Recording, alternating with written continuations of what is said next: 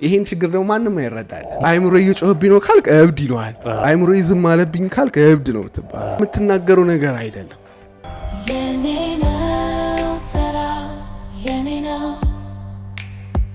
የኔ ተራ ያንተ ተራ ኮፊ ተራ።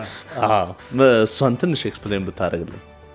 የኔ ተራ ያልኩበት ምክንያት ማለት አሁን ሱሰኛ በነበርኩበት ጊዜ ላይ ከሰኞ እስከ ቅዳሜ የፈለገውን ነገር አድርጌ ለመጣ እችላለሁ። እሁድ ግን የሆነ ቶክ ሾው አለ ኢቢኤስ ላይ የሚታይ ኤስኤፍ ሾው ነው እና እዛ ላይ እመጣና ፕሮግራሙ ቁጭ ብዬ አየዋለሁ ማለት ነው። ከዛ በኋላ አንዳንዴ የሚገራርሙ እንግዳዎች ይመጣሉ፣ አንዳንዴ ደግሞ በጣም የሚያስቁ እንግዳዎች ይመጣሉ። ከዛ በኋላ በጣም የሚገራርሙት ሲመጡ እቀናለሁ። ዋው በቃላ የሆነ ነገር ኢምፓክት ፈጥረው ነው የመጡት። አንዳንዱ ደግሞ በጥብጦ ቀልዶ ምናምን ይመጣል። እኔ ከሁለቱም አይደለሁም። ስለዚህ የኔ ተራ ግን መቼ ነው? የኔ ተራ ልክ እንደ ሰው አሁን እግዚአብሔር ይስጥህ ወንድሜ ሮባ ጋብዘኸኝ አይደል የመጣሁት? የዛሬ 2 ዓመት 3 ዓመት 4 ዓመት እኮ ሬዲዮ አዳማጭ ነበርኩ። አሁን እንደ እንግዳ አርጋ ተጋብዘኝ የኔ ተራ ሬዲዮ ላይ ብያስብ ያቅ ነበር ከዛሬ በፊት። እንደ ሀገር፣ እንደ ህዝብ፣ እንደ ሰው፣ እንደ ወጣት ለሀገር ምንድነው ማድርገው የምትለዋን ጥያቄ ለመመለስ የፈጠርኳት ጥያቄ ናት። የኔ ተራ ለሀገሬ፣ የኔ ተራ ለኢትዮጵያ፣ የኔ ተራ ለቤተሰቤ ምንድነው? ይሄን ጥያቄ መመለስ ነው የኔ ስራ። አሁን ደግሞ ወደ ትምህርት ቤት ስንሄድ የኔ ተራ ለሀገሬ የሚሉ ወጣቶችን ታዳጊዎችን ለመፍጠር ነው የኔ ተራ የተነሳው ማለት ነው። በጣም የሚገርም ነው። የኔ ህይወት የኔ ኃላፊነት ነው እንላለን አይደለኛ ብዙ ጊዜ። ስለዚህ የኔ ተራ በኔ ህይወት ምንድነው ማለት ለኢትዮጵያ ምንም ተራ የለኝም፣ ምንም ጥቅም የለኝም። እኔ ለአፍሪካ ካለንም እየሄድን ይሄዳል። ግን የእውነት የኔ ተራ ምንድነው? ፈጣሪ እኔ ላይ ምንድነው የሚፈልገው? በእኔ በኩል ማስተላለፍ የፈለገው ነገር ምንድነው? እቺን ጥያቄ የመለሰ ሰው እኔም እኮ ገና እኮ መልሱ ላይ እኮ ጆርኒ ላይ ነው ያለሁት። ግን ሁሉም ሰው መጠየቅ አለበት። ሰሞኑን ውስጤ በጣም ያብሰለስለው ነገር ለራሴም ለብዙሃኑ ምን ጥያቄ መመለስ አለበት ስል በዋናነት ያገኘሁት ምንድነው የመፈጠራችን ምክንያት ምንድነው? ለምን ተፈጠርኩ? አሁን የኔ ተራን ድርጅት ስታቋቁመው አላማ አለው አይደል? እኛ ዲዩቲንግ ያለ አላማ ይመጣል? ዝም ብለን የተወረወርን ዝም ብለን የመጣን አይደለም። እና ያንን ነገር ከተረዳን የምር ህይወታችን ሚኒንግ ያለው ህይወት ምንኖር ይመስለኛል። እና እቺን በጣም እያብሰለሰልኳት ነበርና አሁን ስለገለጽካት ደግሞ ቴንኪው ማኩ። ራስህን እስቲ ሪሌት አድርገው። ድሮ የነበርክበት አለ፣ አሁን ደግሞ እየሰጠ ያለው ሰርቪስ አለ። ድሮ በነበርክበት ሰዓት እናትን ምን ነበር የሚሰማት? ታናናሽ ወንድሞች ምን ነበር የሚሰማቸው? አባትህ ስላንተ ምን ነበር ስሜቱ? ራስህ ስለ ራስህ የነበረ ግምት ምን ነበር? የህይወትህ አቅጣጫ ምን ነበር? አሁንስ ምን ብዬ ልግለጸው? ሁለት አይነት ዓለም ነው የሚመስለኝ። በቃ ይሄኛው ዓለም እና ያኛው ዓለም። እዛ የነበርኩበት ሚኪ የነበረው ሚኪ እና አሁን ያለው ሚኪ በጣም የተለያዩ ሚኪዎች ናቸው። ያኛው ዓለም እንዴት ነበር? ይሄኛው ዓለም እንዴት ነው? ያኛው ዓለም ሚኪ ከትምህርት ቤት ተባሯል።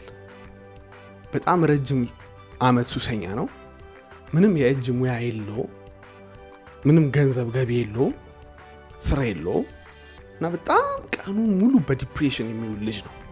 ቤተሰቦቹም ካንተ ይጠብቃሉ? ማንም ቤተሰብ ከልጁ ይጠብቃል። አድጎ ቤተሰቡን እንዲጦረው የማይፈልግ ቤተሰብ የለም። እኔም ዛሬ ልጅ ቦልኮ ልጄ እኔ በስተርጅኔ ጊዜ አባቴ ብሎ እንዲደግፈኝ ይፈልጋል።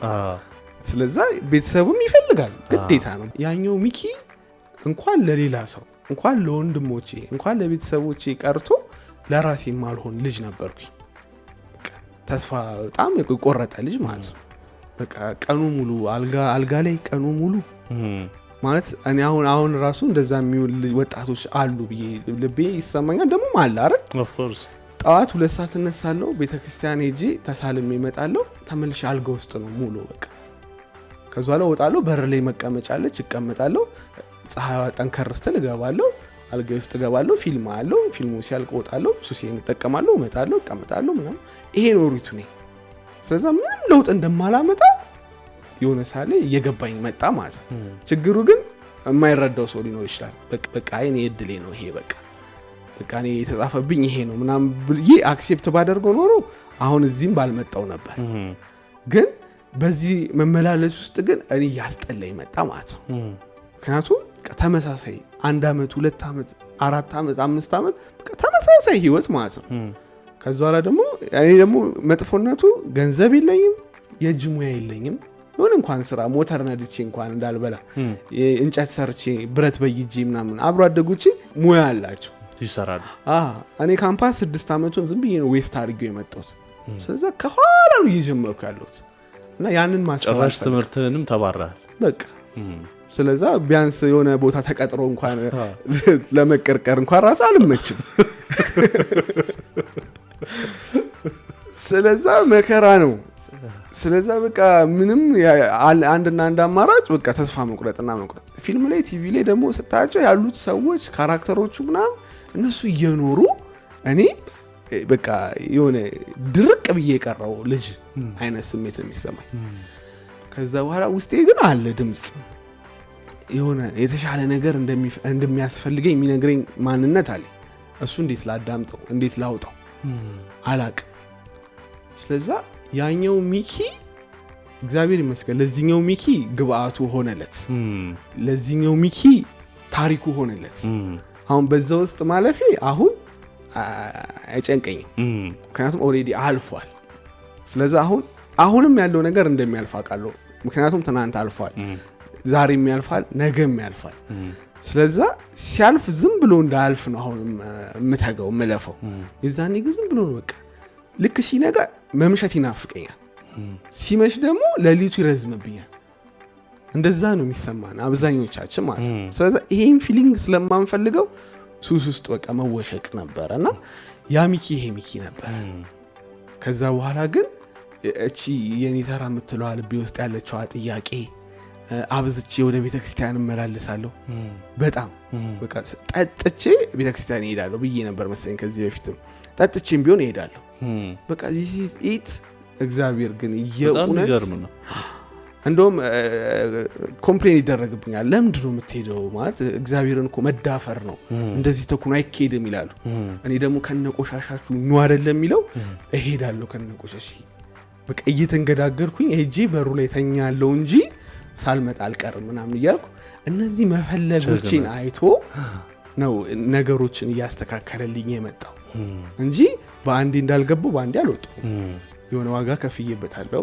በጣም ብዙ ሌሊቶች አልቅሼበታለሁ። ከመሬት ተነስ እንቅልፍ አጥቼ አልቅሼ አውቃለሁ። በቃ እንቅልፍ እምቢ ይልሃል።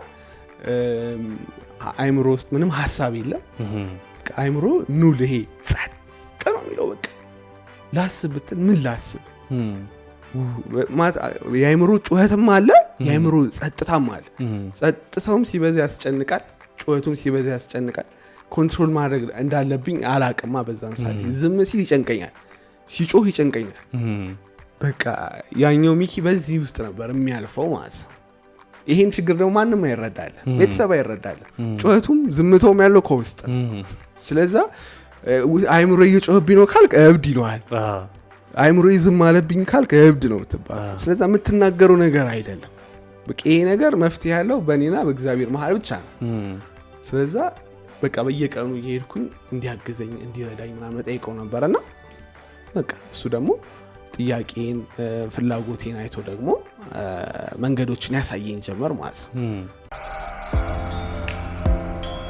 የኔ ነው ተራ የኔ ነው